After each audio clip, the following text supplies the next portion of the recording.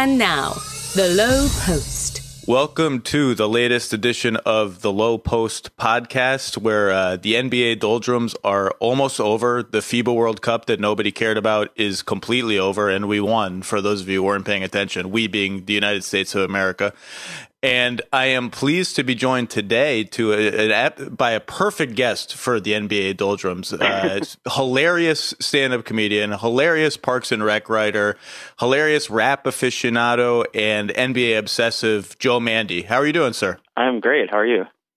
I'm good. So the reason that this is a good podcast match is that both of us are, like many NBA junkies, kind of obsessed with dumb stuff like mascots and team names and court designs, and we're going to talk about all that because you're even beyond me as an expert on that. But I'm very into the minutia. Yeah, but it defines us. It's sad. It's a sad state of affairs. But you grew up in Minnesota. I believe you grew up in Minneapolis. Is that right? St. Paul, but same thing. Sorry. That's probably like I met this guy in Santa Barbara at a training facility last week, and he was from England, and I asked if he was from Australia, and he looked at me like I had murdered his mother, which is probably right. I mean, that's crazy. That's so off. I mean, it was not a good moment but he said I was like the seventh person in the last week to make that mistake. So okay. So did I just do his own personal hell? Did I just do an equivalent thing by saying you were from Minneapolis? Absolutely not. I mean, there is an inferiority complex with St. Paul, and compared to Minneapolis, but I haven't lived there in years, so it doesn't affect me anymore. So no, I'm good. Okay, good. But you are obligated to comment on the Kevin Love trade because you are a Timberwolves fan. I am a huge Timberwolves fan. I'm gunning for I want to be the Timberwolves Jack Nicholson at some point. I want to be the guy courtside with sunglasses on. Who is that guy right now? Do they have a guy? I don't really. I mean, it should be Prince, but I don't think he goes to games. I don't know who the person is right now. There's a local celebrity named Fancy Ray who owns a chain of like sex shops, and I've seen him at games before. He does like local commercials and stuff. So I guess right now it's Fancy Ray, which is upsetting.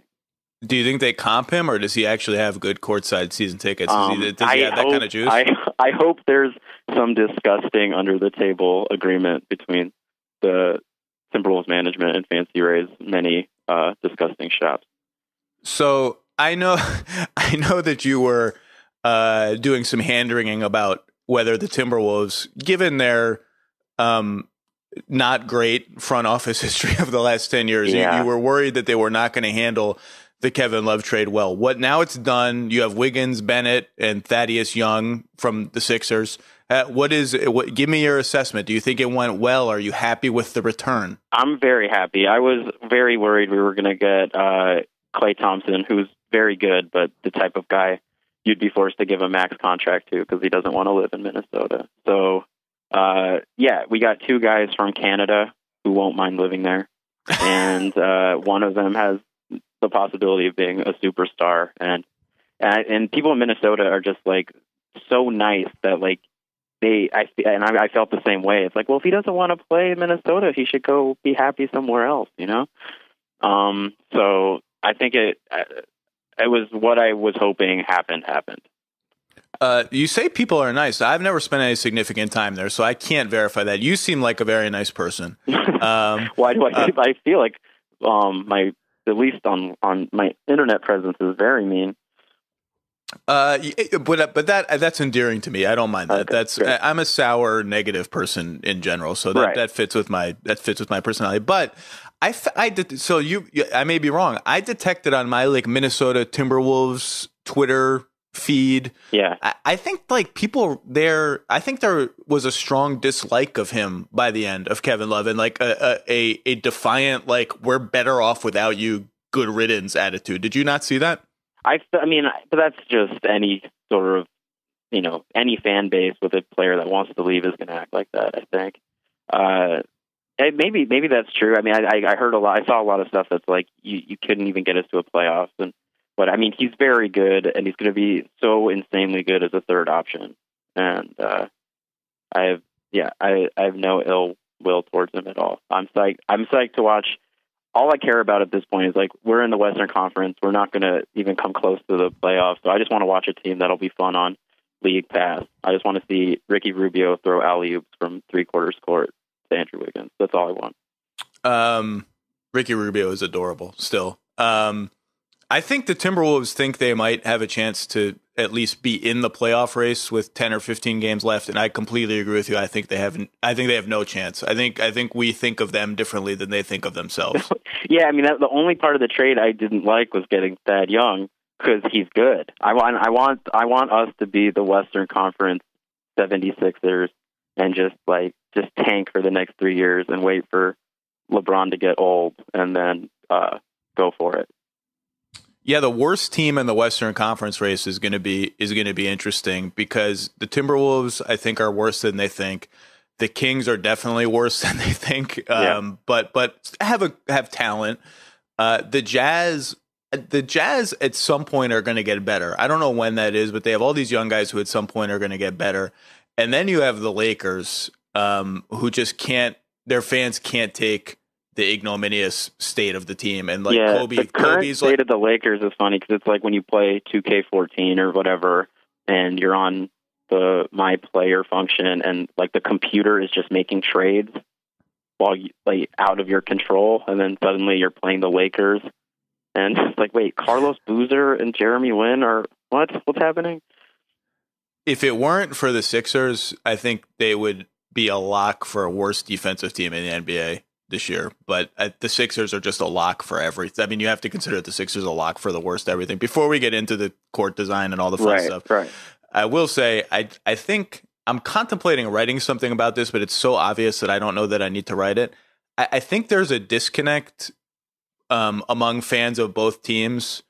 The Lakers and the Nets, I think, are just way more screwed than their fans. And maybe casual, just general NBA fans realize like there is just no roadmap to success for either of those teams. And the Nets finished last in the ESPN.com future power ranking. So that's like an obvious thing. They don't even have their draft picks. Like they can't tank. They have to try to be. It's like completely hopeless. But the Lakers, and they don't even have Paul Pierce anymore. Like what are the? Yeah, it's bad.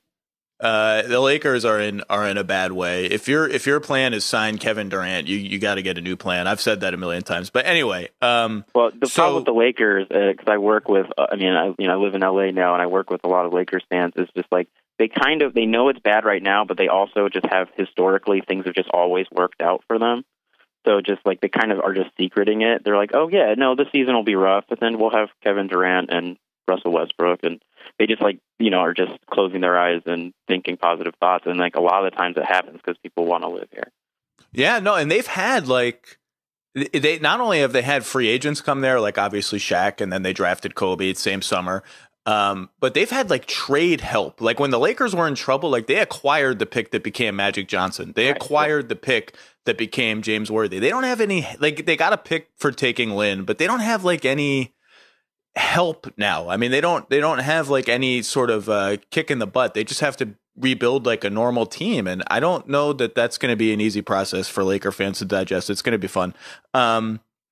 So last week I ranked the court designs in the NBA, which is total nonsense. Last year I ranked the team names in the NBA, and this is like you're right on this wavelength because you a couple weeks ago, maybe a month ago, while I was on vacation, created like stream of consciousness new names for NBA teams. For the first word for the first word that came to your mind when you thought of a city, you made that the name. Why did you there are some great ones that I'm going to share, but why did you decide to do this? I think there's a lot of my job is just waiting for like my boss to show up and approve a script. So there's a lot of downtime. So I think I just had like 10 minutes to myself in my office and just had a list of all the team names on my computer for some reason, and just went through and just thought of one word for each city and then posted it on my Tumblr.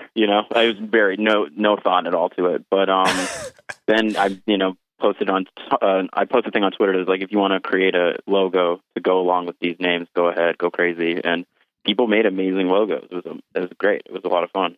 Yeah, SB Nation rounded up some of the best logos. So the highlights for me, and as a New Yorker, now you lived in New York for 7 or 8 years. I've lived in New York for 10 years. New York anxiety, which was your choice for the Knicks. Yeah. I think that might be a better name than Knicks. But it has negative connotations, right? This is like anxiety is literally the first thing you thought of when you thought of my beloved hometown. Yeah, I mean, well, I love New York. I wish I could still live there. It's my favorite place, but it took me moving out of there to realize just how tense I was all the time. And or going back for shows and stuff, I always just like, it's shocking how anxious I become. But I think you made a good point that like they could embrace it and use it to their advantage and make other teams feel like the way like Denver has high altitude and makes that their advantage. Like if you play in New York, we're going to make you feel anxious. Yeah, no, the New York anxiety should be a full court press team for sure. Yeah. Like, because they're going to cause anxiety. You could come up with like a fun pun name for what their full court press is. Like, I don't know what it would be, but you could name it something fun. That's like an aggressive name. And the logo that someone made was with Woody Allen's face, which is absolutely imagine that, perfect. Like center court, just Woody Allen's face. That tip off. That is the best. Yeah. No. So what makes you anxious about New York? It's just getting from one place to another is always just such a challenge and scary. And, everyone's avoiding eye contact and looking at their phones and just rushing to get everywhere as fast as they can. And it's just, it's not the chillest place on earth. You're taking the subway, I assume. Oh yeah, definitely. So the flip side of this I literally had this discussion last week because I was in Los Angeles for a week and I had to drive up to Santa Barbara. I had to drive to and from the airport. I went to the Lakers facility and like I got caught in horrific traffic everywhere I went, which is apparently that's actually what happens. The hype is real, right? Oh yeah. And I went out to dinner with a fellow Grantland writer, Louisa Thomas, and she said that she has a friend. I think her story was she was living in New York and she just moved to LA, and she has a friend who's lived in LA for a while, and they saw each other more when they lived on opposite coasts than they do now that they live in Los Angeles. 'Cause I don't know what the names of the neighborhoods are, but they live in neighborhoods. No, that's like completely true. That's a real thing. I live on the east side of town, but I have a lot of friends who live in Santa Monica, which is near the beach on the west side, and it's only on a map like 6 or 7 miles, and it might as well be 4,000 miles away. Like I'll never go over there just because it takes so long. Would you have to go at like 2 a.m. to avoid traffic? Yeah, like that's another thing. It's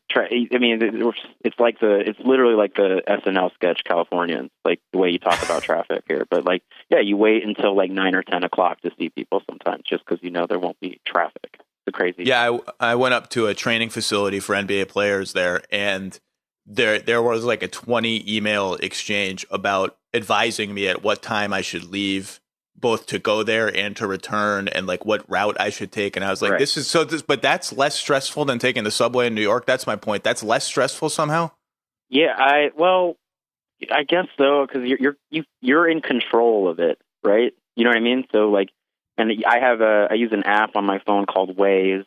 It's like a navigation app where it tells you the shortest route to take. It uses like traffic, satellite. I don't know. I know it's owned by Google now, and I'm just letting Google know exactly where I am at all times, and I don't. Oh, we're all screwed. That's all over. We all lost. Right. The privacy battle's over. I'm fine with that because I get places 10 minutes earlier than I should. So it becomes like a fun game of like you feel like a spy or something because you're taking these crazy shortcuts and going down side streets. And obviously you can't do that on a subway. You're just helpless and then you feel like a bad person sometimes because if you're running late in New York and the subway has to stop because someone is like barfing, you have like no sympathy for them. You're just like, I have places to go. So here you don't deal with that unless you're the one barfing in your own car. Look, we could do it. I could do like a full 24-hour podcast about the subway and the things I love and hate about the subway. It's best that we don't address it. But let's put it this way. I work from home, and the only times I take the subway are for meetings and games and practices, which means I take it a fair bit. But like, I don't have to take it at 8:30 Monday through Friday. Oh, it's a nightmare. and I did it 2 days ago because I had an appointment in the morning and it was raining. And I was like, I literally almost contemplated just canceling, just being like, I can't take the subway and the rain. And then I thought to myself, this is how pathetic I've become. This is like how you take me. I used to do that every day for 5 years. It used to just be like a part of my life. I had to do it once and I like almost had a panic attack on the sidewalk. There you go. New York anxiety, dude. I know. New York anxiety. That needs to be the name. So by the way, similarly, the LA Priuses, which is yes, you have the LA Priuses and the LA screenplays. So the Lakers get to be the screenplays, I guess, because they're more Hollywood. That's okay. I think so. And the Priuses kind of embraces the bandwagon fan base of the Clippers. Ooh. Can you feel that in Los Angeles? I mean, I only parachute in and out of Los Angeles. Can you feel that there is like over the last 2 years, like all of a sudden there are Clipper fans that have come out of the woodwork? Like when I moved here, I was like, oh, I'll be a Clippers fan. I could never be a Lakers fan, but I'll be a Clippers fan. And it was so easy to get tickets. And then suddenly it's not easy to get tickets. I went to a game last year and Jack Nicholson was sitting courtside, and I was like, come on, dude. That's not fair. No, you gotta just choose one. You can't just. But then again, it's Jack Nicholson. He can do whatever he wants. So also related to team names. Now you've approved of this already, so I've got your stamp of approval. Mm-hmm. James Dolan, the Knicks owner, going on TV and playing the kazoo, and now trying to set a world record for the most number of people playing the kazoo at one time in one venue. Now he's doing this for that. he's doing it for charity, so you can't really make fun of it. But it's like a neon yellow. If you're a billionaire, you can just give money to charity. You don't have to make people play kazoos. He's just really into kazoos. Ugh. That's a good point, and it's like a neon green plastic kazoo. Like I assume there are expensive kazoos for professional kazoo players. Like why don't you get that? Why are you? It's like a carnival kazoo that he's playing. Or maybe it's fancy and I just don't know. But I'm telling you right now, I've done this before with teams. I may refer to the Knicks as the kazoos for the whole season, and it's not really anything other than to tweak Knicks fans a bit. But the New York Kazoos, it's another K name. I think it works. I think it's good. I 100% support that. And that the highlight of your fake names for me was the Toronto Drakes. Oh yeah. And unbeknownst to you, I haven't done it as consistently as I should. I've been referring to them as the Drakes for an entire year. They deserve it, right? I mean, they hired Drake. Right. He's there. I mean, he's practically an assistant coach on that team, the way he stands courtside, and that's crazy. Yeah, he's their mascot at this point. They fake hired him. They hired him as like an unpaid ambassador because to hire him and have him talk to Kevin Durant would be tampering. The highlight of the summer for me was that he actually got them fined for tampering. I saw that. Yeah. At a concert, saying something about like, yo, let's show KD some love because KD was there and the crowd was like, oh yeah, KD, blah blah. By the way, that is 100% why they hired Drake. I mean, they hired him, maybe 90%. They hired him because it's like he's cool, I guess. Is Drake cool or is Drake lame? I don't know. I've made a complete 180 on Drake. I used to not be a fan, but recently I've liked him more and more. Especially, I mean, I really don't like Macklemore, and he wrote a really funny thing about Macklemore after the Grammys. So I support Drake. You wrote also, something. He's like Canada cool, Like in America, he's not, but I feel like things, the metrics change when you're in Canada. It would be so. He was on that Degrassi show, so the equivalent would be we have Degrassi here. We can get it here, but it's like as if Mark Paul Gosselaar became the biggest rap star in the world. It's similar, yeah. So I'm totally game to refer to, but what I was going to say, 90% of why they hired Drake is because he knows NBA players and NBA players think he's cool. It was a complete get around of the tampering rules and end around of tampering. So it was funny to me that he actually was so obvious about it that they got fined. I feel no one wants to play there because you basically are you're paying twice as many taxes, right? You should be allowed to tamper a bit. In my opinion, just to make it fair. And it's cold, but players like Toronto. It's known as White Vegas around the league because they like to party there. And the tax issue, I don't know. Someone wrote this post that I don't remember about how the tax issue might be a little bit overblown, but it exists, and especially once you start comparing it to Texas and Florida, which is 5 NBA teams combined, and the no state income taxes. It's a real thing. But yeah, they're going to be known as the Drakes, and their fans. Toronto is a top 5, maybe top 3 insane person fan base. Like, they are so sensitive that if you just tweak them a little bit, they like some of them will go a little crazy. Yeah, I mean, they're indoors for 8 months out of the year, and which you can relate to as a Minnesota native. Oh yeah, it's not a fun existence. You do go crazy.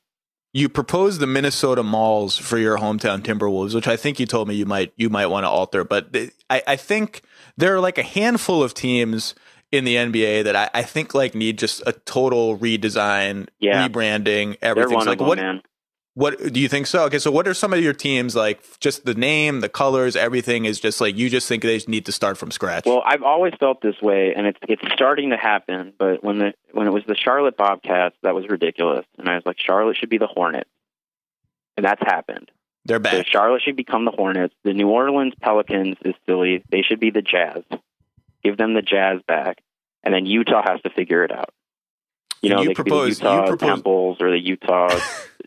Who knows? Who cares, right? The Utah Big Love, HBO Go, some kind of tie-in. You're careful because you're tweaking the number, another top 3 insane person NBA fan. That's fine. I mean, I've performed in Utah once. I don't know the next time I'll be there. It's fine. They should embrace how. Like, I think the fact that they're called the Jazz is so ridiculous. It makes me angry every time I see it, especially in the '90s when they had the computer graphic mountain logo on their jerseys. It was like that. No, there's nothing Jazz about the Rocky Mountains. It's mind-boggling. So yeah, the Hornets should be Charlotte, the Jazz should be New Orleans, and then Utah. We gotta come up with something real for Utah then, because Utah Temples and Utah Mormons, which is your other suggestion on your website, are not going to fly. No. Utah Mountains, Utah. We'd have to think about it. I've only been to Utah once, and it was beautiful, and I loved my time there. But I don't feel like I know it. The Republicans. I'll keep thinking. Okay. The Bucks, all right, so the Bucks too. I have an issue with that because it's not scary. Like, a deer isn't menacing, and also like people in Wisconsin are hunters, so they want to kill bucks, right? So like I feel like the logo should be like "Where's Waldo," where you can't see the buck, like you're trying to find it. Interesting. I never thought about that. I when I did my team names, I think I ranked them about like 19th or 20th, and I used the word fearsome as well. They're not fearsome enough. Like a grizzly bear, even though there are no grizzly bears in Memphis, or maybe one wanders there every once in a while. I don't know. That's like that. It will tear your stomach and your face apart. A buck, I feel like I could get away from or scare away. Yeah, no, they're skittish animals. They don't want any part of it. They want to run away. They get hit by cars. So Milwaukee, we'd have to think of something. You proposed the brats, and I kind of like a food-based theme for Milwaukee. Yeah, actually, I must have been hungry when I did my list, because I think half of them are food-based.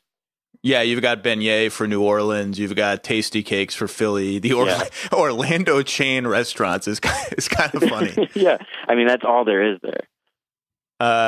And Magic is just a Disney thing, so it's just and Disney World is basically a giant chain restaurant with rides. I respect what the Wizards are doing, just slowly turning back into the Bullets. I'm just hoping they do that. I don't know. Abe Pollin, that was such a big deal for him to not be associated with violence. But what they're doing, you're right that they're erasing Wizards. And like I think they're going to just brand around the DC thing, everything DC, which I think is smart. That's got some cachet. Monument? The Monuments is solid. I like the Monuments. I have an issue with the Pacers, too, because it's like a lame reference to a different sport. It's the lamest part of a different sport. The pace car? Yeah. I mean, there's not much going on in Indianapolis either, but it's just pathetic.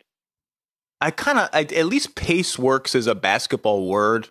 You know what I mean? Like push the pace, but pacer as a verb, you're right. Yeah. That doesn't really. Here are the 3 for me that I think need to be, and maybe you disagree, that I think need complete teardowns. Oklahoma City Thunder. Oh, yeah, 100%. Brooklyn Nets And that complete is not true for Brooklyn because I love their court and I love their uniforms. I just hate the name Nets. And Cleveland Cavaliers. The whole thing. I think Cleveland needs to start from scratch. I hate their colors. I hate their court. I hate their mascot. Yeah. Same with the Thunder. Those are the two that I feel like, and they might meet in the finals this year. Like we can't have Oklahoma City Thunder and Cleveland Cavaliers in the finals. It's ugly. Yeah, that's a bummer. Also, like the word Cavalier is not like it means you don't care. You know, you're not concerned. So like that's not the right kind of it's not the vibe you want for a basketball team. No, Thunder's not. It's not bad. It's not. I mean, it seems like it seems like the mascot for like a Mighty Ducks team, like a team the Ducks are playing. But like the fact that like there's no Thunderbolts involved in their logo is insane to me. They're everything about them, the colors, the mascot. It just feels like one of those scenes from The Simpsons where all the TV studio executives get together and start coming up with the worst, most generic brand and throwing around like words like synergy and whatever. It just feels like it all came out of that meeting. Right. I mean, I remember when Minnesota got their hockey team, and it was a similar thing where they were asking for people to submit names, and then it was the Wild, which exactly is just like you put a bunch of buzzwords into a computer, and it's like the Wild. And also that's a pretty '90s thing too, to have like the name that's like plural but doesn't end with S. Yes, Magic, Heat. Yeah, I don't really support any of those. No, they're tough. That's a tough swallow. The fake plural ones. That's a good point. Minnesota Wild, I always kind of liked, but now you're talking me away from it. The Nets, they have everything there, but the name Nets. I agree with it. And like Brooklyn, there's so much cool stuff about Brooklyn that you could just take that whole black and white motif and put a new name to it. Yeah, Brooklyn Bridges is the most popular suggestion. I don't know that I like an inanimate object, especially when it's a bridge is meant so you can get out of that city. That's true, or get back to it. And people need to like give up this idea that they're ever going to be like the hipster. I mean, people joke, but enough with the Brooklyn hipster jokes. Like Brooklyn is not even that hipster anymore. It's not like even everyone Williamsburg moves. It's like Greenpoint and like Long Island City now, right? Yeah, I live in Long Island City. That's where I am right now. Technically, that's in Queens. A lot of people don't know that. Right. That's where I am. But yeah, no, Brooklyn is not even that hipster. It's like, Brooklyn food co-ops, like enough. The joke is dead. We got to think of Brooklyn Kings. There was like all this rumors that they were going to try and take Kings from Sacramento and Sacramento would get something new. And that's kind of cool. I haven't thought enough about what Brooklyn's team name should be. Well, that one makes sense because it's Kings County, right? Yeah. I don't know then you got to rename Sacramento. There's always a trickle down. I mean, this is interesting. That's an interesting scenario because the Celtics traded Doc Rivers essentially. So why couldn't the Kings trade the name? Yeah, they'd have to make up rules for that on the fly. I mean, maybe the Kings could get a second round pick. The top Nets 59 don't have any picks, right? They're screwed. Yeah, the Nets are totally screwed. Yeah, actually, I have one. I don't know if you've put any thought into this, but I have a huge issue with the NBA's Hispanic heritage jerseys. This is controversial. Go. No, I mean this is. I'll keep it above board, but like when the jerseys say like El Heat, it's like, well, there's a word in Spanish for heat. So like Los Bulls. It's like just say Los Toros.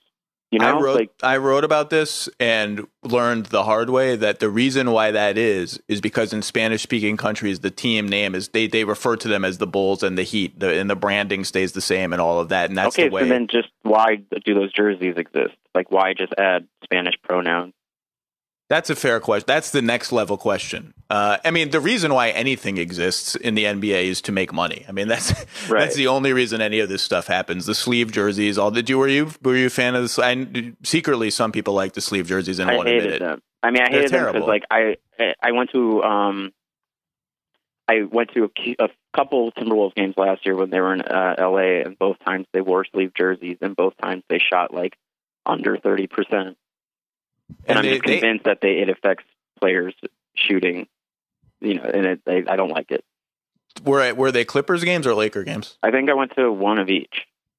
The Clippers Timberwolves games over the last 2 years have been like absolutely insane. Like overtimes, buzzer beaters, missed buzzer beaters. I know. I was at the game where Kevin Love won a game on a buzzer beater 3-pointer, and I, no joke, was the only person cheering in the entire Staples Center. It was, it wasn't fun. I can't imagine that there are a lot of Timberwolves fans traveling. That the Minnesota is not one of the brands that travels well outside of Minnesota. Definitely not.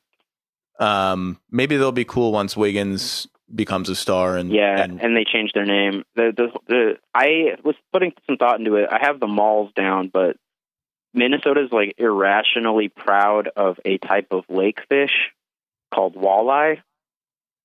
So it could be the Minnesota walleye. And I think that was like considered, because I remember researching this when I did this column, and I ranked the Timberwolves like 26 because it's a bad name. Yeah. I think that was considered Minnesota wall. Is it what does it do? Does it bite people, or do people just catch it and eat it? Is it you threatening fry it up. in any way? It's really good.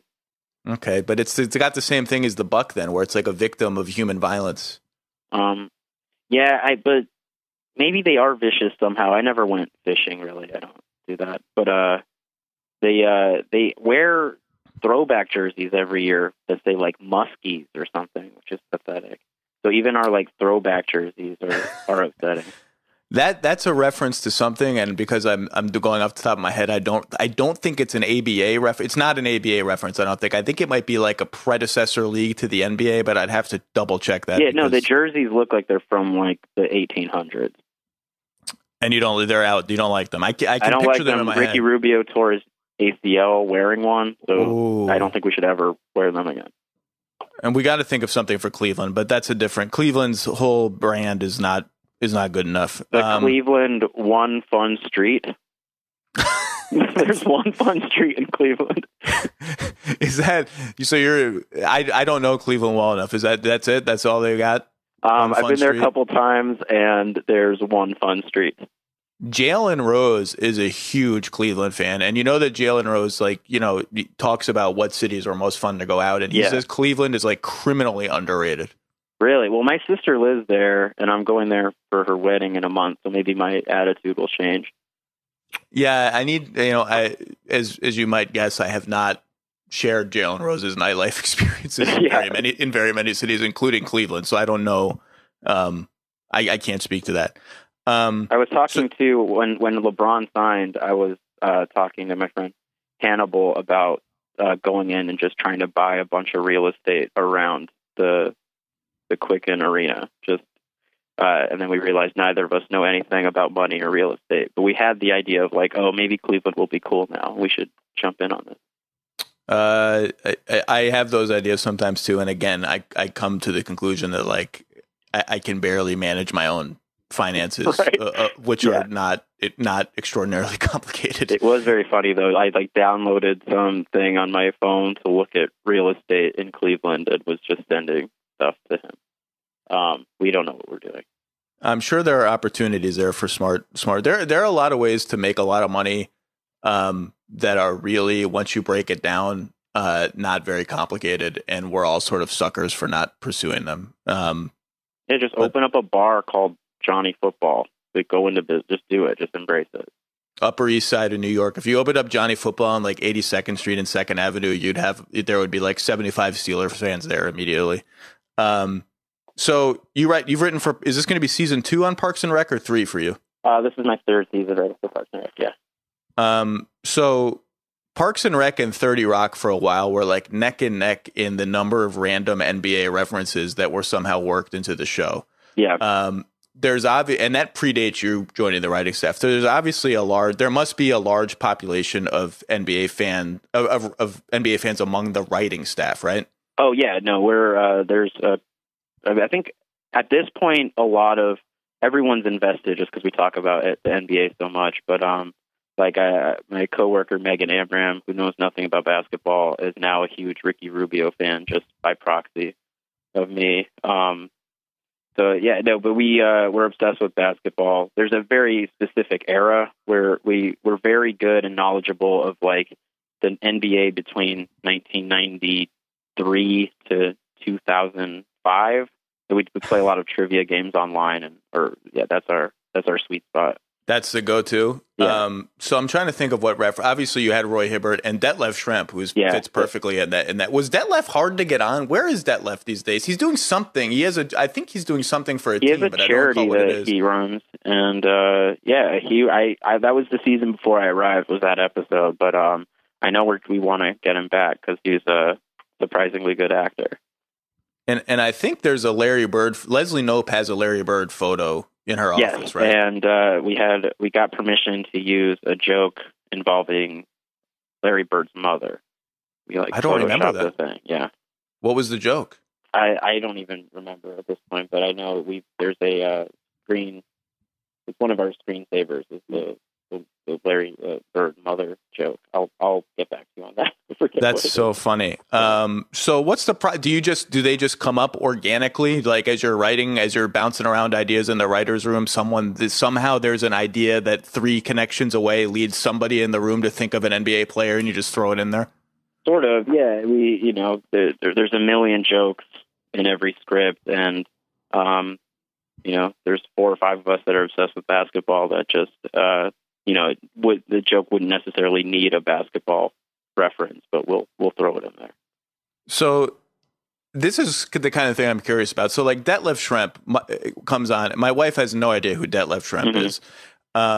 And you had this glorious scene. I think it was last season, not even scene. It was like a 10-second joke where Leslie and Ann, I think it's Leslie and Ann, are arguing whether Matt Saracen or Tim Riggins is the hotter guy, I think, from Friday Night Lights. Yeah.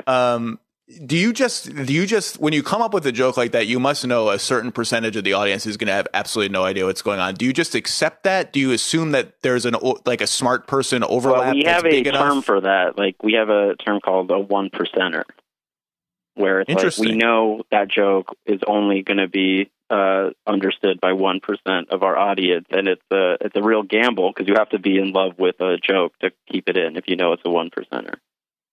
And that's I guess there are enough jokes in the show. I mean, the whole show is basically funny, so you can have something that's going to be only funny for a slice of. I would imagine there's there must be some purist comedic ideal that that kind of joke should not make it to script.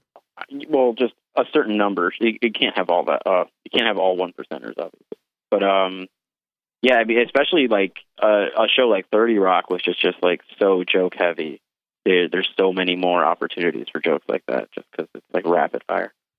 Yeah, the 30 Rock has had so many NBA references that I've been unable to keep track. There's no overlap on the writing staffs between those two shows, is there? It's not one person. Actually, Matt Hubbard writes for us for the last couple of years, and he was a 30 Rock writer. Is he a big NBA fan? Not as much as some of us, no. Oh, yeah, so you play trivia games. So what kind of trivia games are we talking about? Where should I be looking for online NBA trivia games to waste my time? Oh, man, if you want to waste your time, you go on to sporkle.com, and you go to the subcategory Sports NBA, and just lose your mind. It's insane. Sporkle is like a user-generated trivia site. So people create trivia games and then post them on this website. And I mean, it's wildly specific. It's crazy. Like what I was talking about is like there's like 5 of us where if we realize there's only 5 of us in the room and there's no girls around who would be offended by it, we will go onto Sporkle and type in like 90s rebounding leader. And then there's a trivia game where it's like name the top rebounder for every team between 1994 and 1998. Like, it's like so specific. And, we're just yelling out names. I can't tell you how many times we've yelled out the name like Anthony Peeler and, just like Trenton Hassel. And then there's always like, we always forget especially when we do like historical NBA, quizzes. We have a rule that you just, at the very first thing you do is you type in Shays and Hayes and Pettit, because those are the 3 guys we always forget. So every NBA quiz, no matter if it's relevant or not, we always just type in Shays, Hayes, and Pettit, because those 3 are always on every quiz. Oh, yeah. No, you can't forget those guys, especially if it goes back far enough. Sporkle was a huge deal. I feel so. Sporkle has like fallen off the map. Like 5 years ago, I was doing exactly what you're describing. I did to the point that I ran out of NBA quizzes to do. Yeah. And I feel like people would tweet them. Like you'd say, oh, cool, look at this new Sporkle quiz. And someone would tweet it. That doesn't happen anymore, but it's still going. It's still an active site. It still exists. Yeah, people do it. Like if you go on to it, it has a very kind of antiquated look. Like it looks like a website from 10 years ago, which I adore. But yeah, it still exists. I think I could see why people would get tired of it just because it's overwhelming. And then it's very easy to create bad games too. Like I was doing a joke at work where I was making quizzes. The first quiz I made last year, because we were playing it so much, I made a quiz called Name the 100 NBA Players. With no... Just general. Yeah, exactly. You had no idea what it was about. So like you type in like Michael Jordan. Yeah, Michael Jordan's one of the 100 basketball players. But then I posted it, and then strangers were doing this quiz and becoming like so angry because they'd be like, how is Scottie Pippen not one of the 100? But Cherokee Parks, why is Cherokee Parks on this list? Yeah, so it was great. I assume that then gets taken down by the Sporkle police. That one got taken down, but I think Name the 100 Actors is still up, and I recommend that one. Just any name 100 actors. Now, name the 100 actors. Yeah. Is that a gendered? Is that all men or is they're that all men? It's male actors. Okay. Yeah. Theoretically, this could take someone could starve to death doing this. Yeah. Well, I think we've come close. If we didn't have someone whose job it was to bring us food, I think we would have all been starved to death by now. I love the idea of a segment of the Parks and Rec writing staff just screaming random 1990s NBA players. Otis Thorpe. Oh yeah, Otis Thorpe's been yelled out many times. By the way, the tip of always remembering to write those players' names in, like Bob Pettit and guys like that. My guy for that was Hal Greer. I would always forget Hal Greer in those. So I trained myself back then because Hal Greer is a 20,000 plus point scorer that just is forgotten by a certain segment of NBA fans, and I had to remind myself. Yeah, Greer's been on many. Yeah, we've forgotten him too. We should make him we should make it the fourth guy. So you said Detlef is a good actor. Roy loves Parks and Rec. I mean, I've talked to him. He brings it up within 5 minutes of any conversation that touches on something. Good man. That dude loves television. Is he good? Is he a diva? Does he have demands on the set? Talk to me through the process of working with the big fella. He's quick to laugh. I think he's fine. He's very good, and he loves the show. He actually is constantly texting us, saying like, "Yo, like what kind of Roy Hibbert storylines are coming up?" Yeah, he's good. Chris Bosh was on the show last year, and he only had one line, but I think he was so focused on his line that he would like keep missing dunks and stuff because his line involved like he would dunk a basketball and then like yell at a kid, and I think he was just like so worried about the line that there were multiple takes where he like wasn't getting the ball in the hoop because he was trying to remember his line. So he had problems dunking. That should be easy. I mean, I could do that if I were his height and a basketball player. That would be. I feel like I could recite a line and dunk at the same time. Well, so Roy wants to be a recurring character. Like Roy wants to pop up with like Ann and Chris's new life wherever they move. Roy wants to be on the show. It's just a shame that we tape most of the show during the NBA season. I think he would be happy to be a featured character on the show for sure. His favorite character, he tells me, is John Ralphio. Oh, yeah. I mean, I can see that. Who's very funny. But Roy seems to be like a comedy, something of a connoisseur. He seems to be. Yeah, he is. I mean, it's shocking because I used to write for a show on Adult Swim called Delocated. Mm-hmm. And when I met him, the person who was introducing me knew how big of a TV fan Roy is. And he was like, "Oh, Joe, yeah, he's a writer for Parks and Rec, but he also used to write for Delocated." And he pulled me aside and asked me questions about Delocated for like 10 minutes. No kidding. Yeah. A deep knowledge of Delocated seasons 1 and 2. So we just got to stay tuned. When does your season kick off? When does it start airing? I think we're it's like mid-season, so it'll probably be January if I'm not mistaken, or Okay. February. We are religious viewers in this house. We don't miss a Parks and Rec, and I actually caught on late. I think a lot of people did, so I started watching reruns and then caught up. Yeah, it's actually one of the few sitcoms I think that is good for binge watching. It's great. And FXX randomly has, that's probably not randomly, but there's a day in the week where FXX has like 9 episodes on in a row. Right. And I'll be cooking dinner and I'll watch that in the background. It's great. And by the way, never stop doing the 1%ers because it's bigger than 1% for sure. But the people who are, whatever the percentage is, it's a freaking home run with those people. Like I almost felt, I was right. like, I mean, that's why, exactly. That's the other side of it. It's like, the people who do get them love them. I almost fell off the couch with the Saracen Riggins thing because the answer is Riggins, by the way. If the argument was who's more attractive, Matt Saracen's a handsome guy, but come on, like the hair alone is like it's Riggins, right? I mean, this is an actual argument we heard. Girls and women, excuse me, the female writers on our staff had the same thing. Well, right, Riggins is more attractive, but who would you want to spend the rest of your life with? Well, that's a totally different question. I mean, exactly. I guess Saracen caring for his grandma and, seems like he's into art. You can go to museums with him. Riggins just wants to drink beer on his property that he buys at the end of the show. It's hard to overcome the hair. That show was like, the level of attractiveness was like almost gratuitous on that show. It's insane. It was both genders, it was insane. On you released an album. How long ago did you release your album, which is called Face? How long ago did you release it? I believe I released it in March.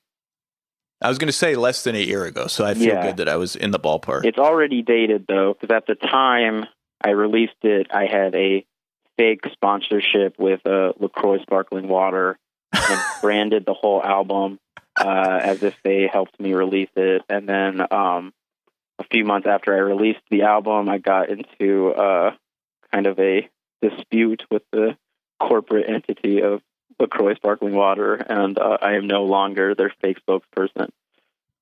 Don't you also...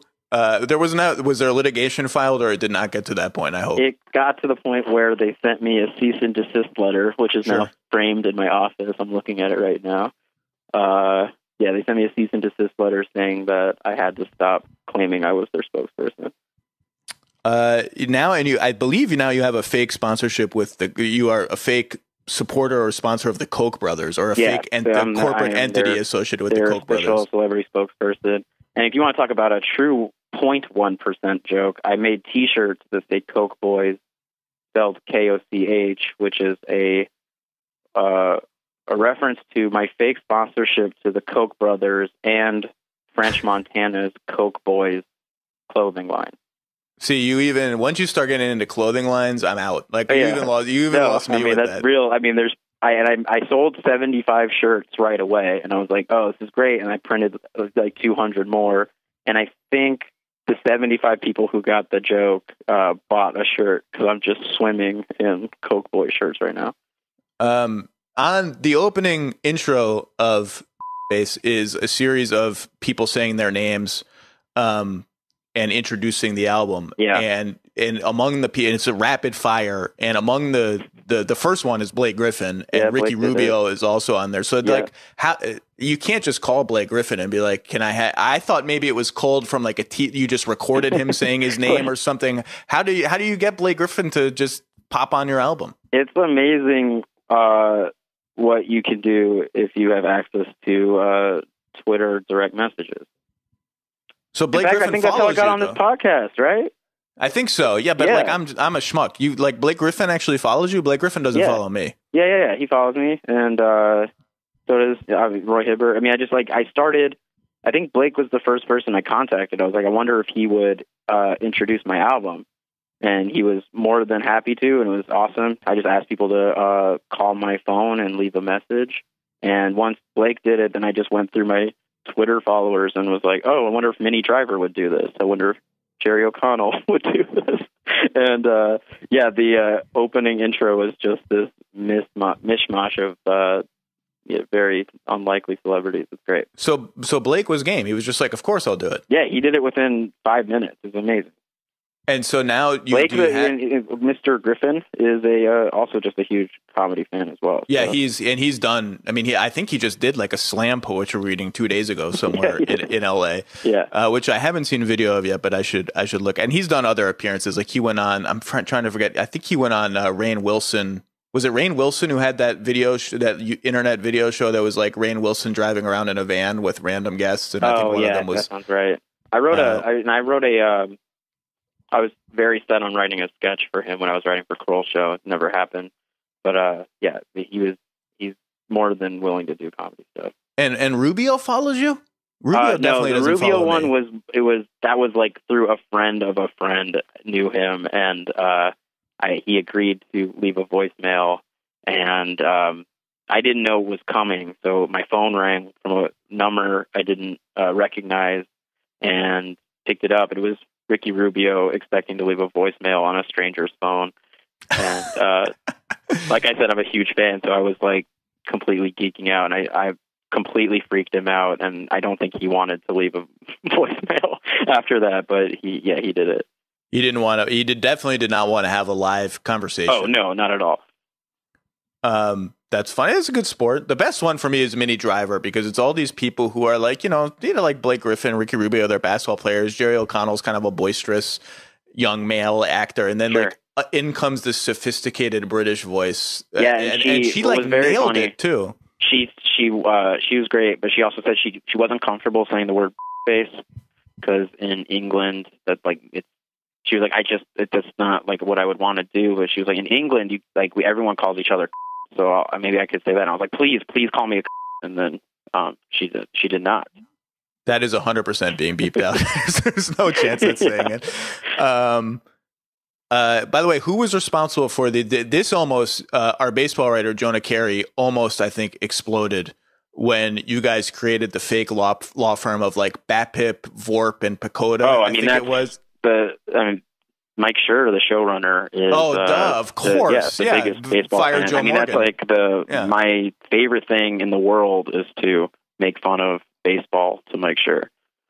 You're not a fan of I don't love America's baseball, but tradition. he also like just gets so worked up. Like he watches like a weird cartoon version of live games. I don't know. It's like some ESPN thing where it's like a cartoon batter at the plate, and it shows like whether pitches are like real time, like balls and strikes. Mm-hmm. And he'll be like, look at this guy. He's got like a 480 OPNZ. And I'm like, is that good? Like, what? Baseball's so boring to me. Basketball has ruined baseball for me. I was a huge fan, and I can't watch it anymore. It's too slow. So like that I assume there is not an actual plaque with that law firm's fake name. There is. I think it's in Mike's office. I mean, the props department made the plaque. Yeah. So you just you can't just computer generate that. Someone has to make that, or someone wanted to make it. Obviously, the craziest part of working on a TV show is like writing a joke, and then within 3 hours, someone who works 2 floors beneath you comes upstairs with like an actual thing. So like if you write like, there's a plaque. 3 hours later, someone has like 3 different kinds of plaques. And like, what font do you like for this plaque? I always wonder about that with Saturday Night Live, like what their budget is for just like people who go get stuff or make it, because they have like operation. They have like 5 days to do this show, and it's like every skit has 9,000 things that you need. There must be like 20 people whose job is just like to go get stuff. It's hundreds of people. It's in like for SNL specifically, like they have to, every sketch that makes it to dress rehearsal has a set made. It's crazy. Other crazy thing. Like someone just builds for dress a rehearsal, set, and sometimes sketches are cut before air, so then that sketch, that set is just destroyed or whatever. Like it's crazy. I have not, comedians impress me so much. Writing jokes is so hard. I can't do it at all. And I know that everyone hates being asked about the process by which they do things, including me. But just like sometimes a joke is almost not a joke. Like you did this routine on Conan, and I think you were talking about how Hanukkah takes a backseat to Christmas, and you said you were sounding angry about it, and you said something like, "If I sound bitter, pause. it's because I'm super bitter. And like, that's almost not a joke, but it's so funny the way it's worded and built. And it just like, they're all like, Louis C.K. may be the best at this. And just the way he says things, or the word choice and the rhythm is so precise. Like, he has a bit where he's talking about smoking marijuana with a bunch of college students, and the marijuana is too strong and he smokes too much of it. And it's become a difficult situation. And he just goes, and he's talking about how he's totally out of it at this point in a parking lot with all these college kids. And he says to the audience, and at this point, I think to myself, this has become an ordeal. And just the way he says ordeal and the choice of that word, like, it's just riotously funny. Yeah. Do you know when you've got like, and again, it's not a joke. That's not a joke. This has become an ordeal is not a joke. No, it's not just, technically. It's just words. How do you do that? I mean, like, do you know, is it just like, so if I sound bitter, it's because I'm super bitter. Are there like 100 versions of that laying around? Oh man, it makes me insecure just because like I feel like if you isolate anything I say, you can be like, it's funny, it's not a joke, but it's funny. But a lot of jokes are like that. Yeah, I don't know. I mean, I guess it just comes from doing jokes on stage. I don't know. I mean, like that. I don't even remember saying that line, to be honest. That's so funny. Yeah, it's just like you do a joke enough times and just you structure sentences in a certain way, and sometimes the thing gets a laugh and you're like, oh, I guess that's how I'll start that joke now. The craft is so underrated. And you know, obviously the kingpin of that was Mitch Hedberg, but those are more jokey jokes, but the wording, you could listen to him and think, this guy is tearing his hair out over this 8-word phrase that has to be absolutely perfect. It's he's a genius, and he's one of those guys too that like, it's funny when you watch like comics. Like when I was first starting out, you would watch people and be like, "Oh, that guy listens to a lot of Mitch Hedberg." You know, because he's one of those guys that like if you listen to his stuff enough times, you just pick up like his voice and his joke structure and stuff. Hedberg's amazing. Speaking of which, you have to go to an actual meeting and write actual jokes for a television show that appears on a national network. That is true. So you've got to go. Really appreciate your time. We'll have to do a sequel at some point once we see if New York Kazoos and Toronto Drakes have taken off during the NBA season, and maybe evaluate the Wolves when all the hype has worn off and they're like 20-35 and it's depressing. It'll be great. The record for them is irrelevant to me. I will base the season solely on like alley-oop YouTube videos that are uploaded. That's the proper attitude to have. Joe Mande, thank you so much. You're hilarious. Thanks, man. Thanks, we appreciate good your luck time. with the off season. It's almost done. All right, man. Have fun. See ya. Bye. Thank you for listening to Grantland. To hear more Grantland shows in your earballs, subscribe to Grantland Sports and Grantland Pop Culture on iTunes. Or go to grantland.com and click on podcasts.